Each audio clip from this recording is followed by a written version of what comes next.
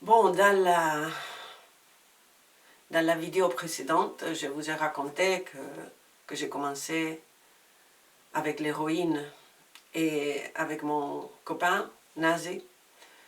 Et on a vraiment... Bon, ça a été... Au début, je travaillais dans un magasin de disques, de musique. Mais petit à petit, on a augmenté notre dose et petit à petit j'étais mal et je ne réussissais pas à me lever le matin et aller travailler, donc j'ai quitté le travail et on a commencé aussi à voler et à trafiquer. Et alors, quand est-ce que je suis partie de la maison de ma mère? Alors, j'ai quitté aussi l'école. Et j'ai quitté la maison de ma mère. Donc après, je crois que les premiers 2 ans, ça a été 2 années très... où on gérait un peu la dépendance de l'héroïne et on cachait, bien sûr. Mais une fois, après ces 2 ans-là, ma mère, elle a regardé dans mon sac et elle a trouvé une seringe pour me piquer. La seringe, oui. Et elle m'a parlé et puis je lui dis non mais c'est pour le chat et tout, mais elle avait compris et c'est là où j'ai décidé de quitter la maison de ma mère et aller vivre avec lui. Et c'est là où bien sûr on avait besoin de l'argent pour manger, pour payer le loyer et tout.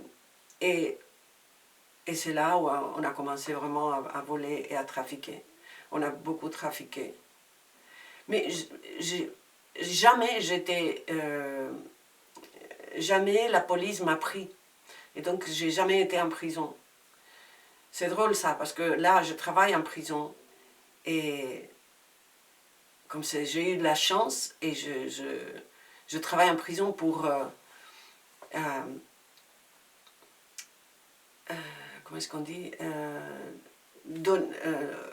redonner, non, retourner ma chance, non, c'est ça.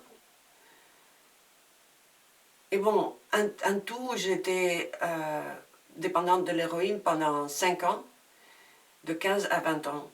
Et dans un moment où j'avais 17 ans et demi, je crois, mais j'ai parti de la maison de ma mère avant, je crois que c'était à 16 ans et quelque chose, hein. J'étais pas majeure. Et ma famille, ils savaient que je me piquais. Et cependant, ils faisaient des réunions pour savoir qu'est-ce qu'on fait avec Christina, qu'est-ce qu'on fait avec Christina. Et nous, on faisait cette vie et ça allait beaucoup pire. Et il y a eu un moment où on ne pouvait plus trafiquer, je ne me rappelle plus pourquoi. On était vraiment désespérés, en manque. Et alors j'ai décidé d'aller me prostituer. Et je me suis prostituée pendant un an et demi. J'allais dans cette club et c'était horrible, c'était horrible. Et je faisais de tout pour parler avec ces hommes-là et pour leur raconter ma vie et mes problèmes. Et donc avec cette narration émotionnelle, j'ai essayé d'éviter le sexe. Mais bien sûr, je ne réussissais pas toujours. La plupart des fois, je devais. Et je me rappelle des situations horribles que je ne veux pas vous raconter maintenant. Donc, et il y a eu un moment où nous, Nazi et moi, on discutait. C'était une colère incroyable. On discutait, on hurlait et tout, parce que lui, il vivait de ma prostitution, non?